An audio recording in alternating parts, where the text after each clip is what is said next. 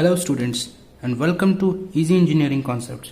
और आज के इस वीडियो लेक्चर में हम बात करने वाले हैं डेटाबेस आर्किटेक्चर के बारे में। तो चलिए सबसे पहले जानते हैं कि डेटाबेस आर्किटेक्चर होता क्या है। Database architecture helps in design, development, implementation and maintenance of database. तो डीबीएमएस आर्किटेक्चर हमारी हेल्प करता है किसी भी डेटाबेस को डिज़ाइन करने में, उसकी एक्चुअल डेवलपमेंट, इम्प्लीमेंटेशन और इन सब के बाद डेटाबेस की मेंटेनेंस करने के लिए। और correct DB architecture helps in quick and secure access to this data. और डीबीएमएस आर्किटेक्चर मोस्ट इम्पॉर्टेंट इसलिए है क्योंकि डीबीएमएस आर्किटेक्चर के बेस पे ही पूरी साइट का डेटा डिपेंड होता है। फॉर एग्जांपल, अगर आप सही डीबीएमएस आर्किटेक्चर का यूज करते हैं, डिजाइन करते हैं, तो फ्यूचर में आप डेटा को उतनी ही आसानी से एक्सेस करके रिट्रीव कर सकते हैं और डेटाबेस में अपनी फील्ड्स के अंदर अपना डेटा ऐड भी कर सकते हैं। तो ये था डेटाबेस आर्किटेक्चर का डेफिनेशन। अब उसके बाद हम जानते हैं कि डीबीएमएस आर्किटेक्चर कितने टाइप का होता है। So there are 3 types of DBMS architecture. The first one is single tier architecture. और सिंगल टायर आर्किटेक्चर मतलब टायर मतलब layer. Tier means layer. So इस लेयर में database is available on client machine. जो आपका डेटाबेस होता है वो आप ही की लोकल मशीन पर अवेलेबल होता है। Any request made by client does not require any internet connection to perform operation on DB. अगर आप डीबी पे कुछ भी ऑपरेशन करना चाहते हैं तो उसके लिए आपको इंटरनेट कनेक्शन की भी ज़रूरत नहीं है क्योंकि डेटाबेस आपकी लोकल मशीन पर ही है। अगर हम इसका अभी डायग्राम ड्रॉ करें तो इसका डायग्राम कुछ इस तरीके से होगा कि ये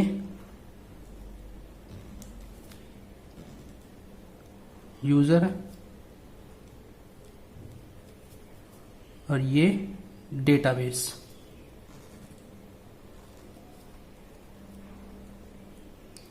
और ये दोनों क्लाइंट मशीन पर है। तो इसके लिए यूज़र को डेटाबेस से कनेक्शन बनाने के लिए किसी भी इंटरनेट की नेट कनेक्शन की ज़रूरत नहीं होती। उसके बाद हम बात करते हैं 2 टायर आर्किटेक्चर के बारे में। 2 टायर आर्किटेक्चर में एक लेयर क्लाइंट साइड पर ऐड हो जाती है। DB system is present at server machine.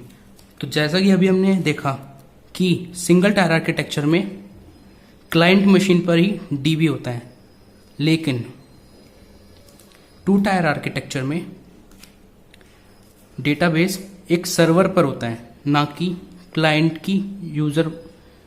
की लोकल मशीन पे। DB system is present at server machine and DBMS application is present on client machine। और इस आर्किटेक्चर में एक नई layer which is known as DBMS application add होती है client machine पे। और ये दोनों मशीन आपस में कनेक्टेड होती हैं एक नेटवर्क के through. For let's say user application और ये डेटाबेस सर्वर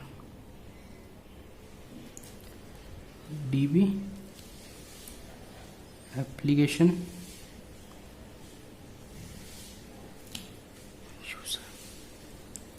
तो यूजर इंटरैक्ट करता है डायरेक्ट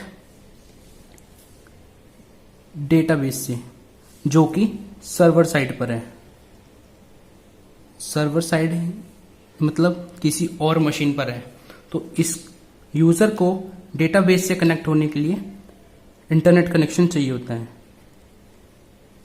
तो नेटवर्क के थ्रू यूजर डीबी से कनेक्ट होता है। अब बात करते हैं इस एप्लीकेशन लेयर के बारे में। तो जैसा कि हमारा अगला पॉइंट बोलता है कि API like JDBC and ODBC are used for interconnection between client and server.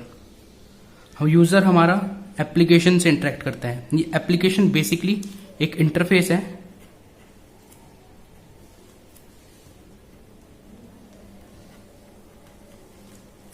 या फिर हम इसे एक एपीआई भी बोल सकते हैं, जिसकी मदद से क्लाइंट सर्वर के साथ कनेक्ट होता है और जो भी क्वेरीज होती है हमारी क्वेरीज का इंटरेक्शन होता है। यूजर ने एपीआई का यूज करके डीबी को एक क्वेरी रिक्वेस्ट की और डीबी उसी क्वेरी को प्रोसेस करके रिस्पॉन्स यूजर के पास भेजता है। और जेडीबीसी की फुल फॉर्म है, JDBC stands for Java database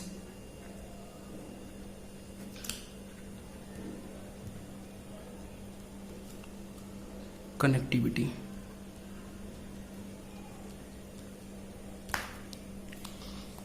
as same as that, ODBC stands for Open Database Connectivity. Database Connectivity. अभी तक हमने जितना पढ़ा, अभी तक हमने सिंगल टायर आर्किटेक्चर और टू टायर आर्किटेक्चर के बारे में पढ़ा। सिंगल टायर आर्किटेक्चर का यूज सिर्फ आपकी लोकल मशीन पर आप ही कर सकते हो।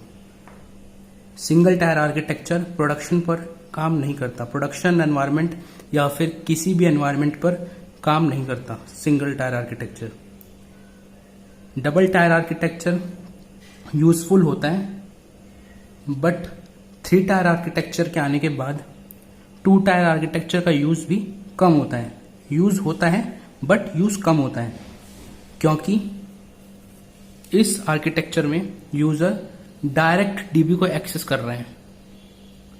इट मीन्स यूजर अगर चाहे तो डेटा को स्टोर करता है, डेटा बेस से इंफॉर्मेशन रिट्रीव करता है और साथ ही साथ डेटाबेस में जितनी भी रिक्वेस्ट जाती हैं वो सब डेटाबेस के एंड पर ही प्रोसेस होकर उसका रिस्पॉन्स यूजर को मिलता है। तो चलिए अब हम देखते हैं three tier architecture.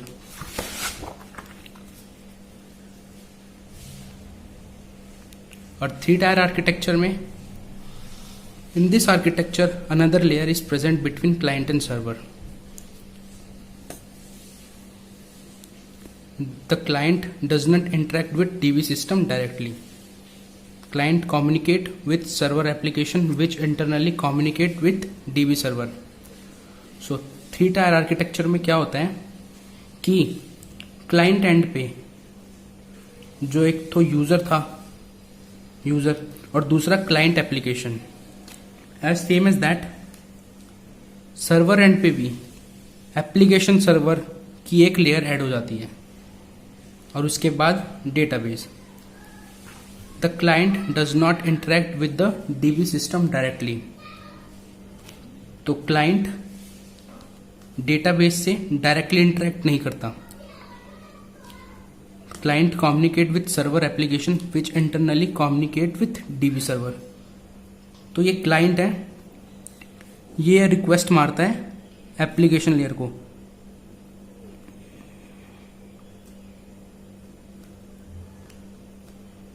Internet connectivity is important here.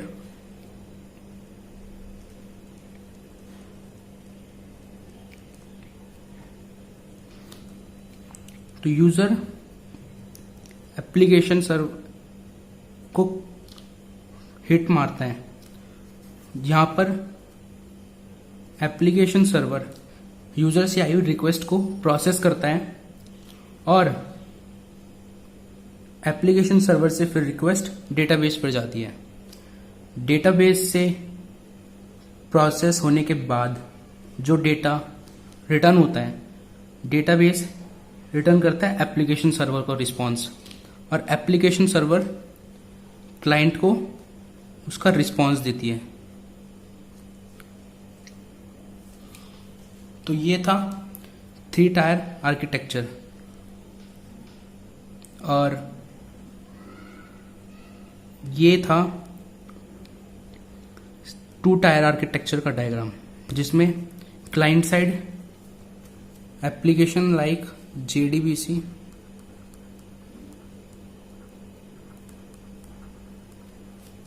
User interact करता है डायरेक्ट डेटाबेस से।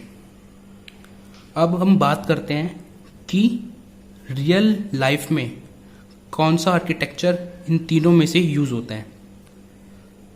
तो रियल लाइफ में 3 टायर आर्किटेक्चर का ही यूज होता है, क्योंकि इस लेयर में आप देख सकते हैं कि यूजर डायरेक्टली डेटाबेस को हिट नहीं मार रहा, वो एप्लीकेशन सर्वर को हिट कर रहा है, और एप्लीकेशन सर्वर इंटरनली डेटाबेस से कनेक्टेड है, जो क्वेरी को रिक्वेस्ट डेटाबेस पे भेज रहा है और डेटाबेस से रिस्पॉन्स लेकर आ रहा है। तो चलिए अब ये जानते हैं कि 3 टायर आर्किटेक्चर का यूज क्यों किया जाता है।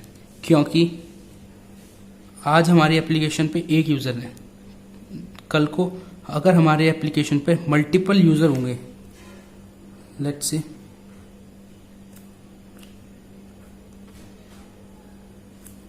यूजर 3, यूजर 2 एंड यूजर 1, तो अगर ये सब यूजर डायरेक्टली डेटाबेस को हिट करेंगे तो डेटाबेस स्लो हो जाएगा और डेटा की कंसिस्टेंसी पे भी क्वेश्चन मार्क लग सकता है, क्योंकि एक टाइम पे मल्टीपल यूजर एक ही फील्ड को एडिट कर सकते हैं, और डेटाबेस में multiple users can interact at same time to database. तो इसलिए सबकी रिक्वेस्ट सेम एप्लीकेशन सर्वर पर जाएगी और एप्लीकेशन सर्वर वो रिक्वेस्ट डेटाबेस को फॉरवर्ड करेगा और डेटाबेस में वो क्वेरी प्रोसेस होगी। उस क्वेरी से जो भी रिजल्ट आएगा वो दोबारा एप्लीकेशन सर्वर को जाएगा और एप्लीकेशन सर्वर से रिस्पॉन्स फिर यूजर पे जाएगा। तो इस आर्किटेक्चर से ये तो इंश्योर होता है कि अगर फ्यूचर में यहाँ पर multiple users at same time भी हों तो भी ये आर्किटेक्चर वर्क करेगा। So thank you, this is all about DBMS architecture. अगर आपको ये वीडियो अच्छी लगी हो तो प्लीज़ इस वीडियो को लाइक करें, कमेंट करें, शेयर करें और चैनल को सब्सक्राइब करना ना भूलें। Thank you.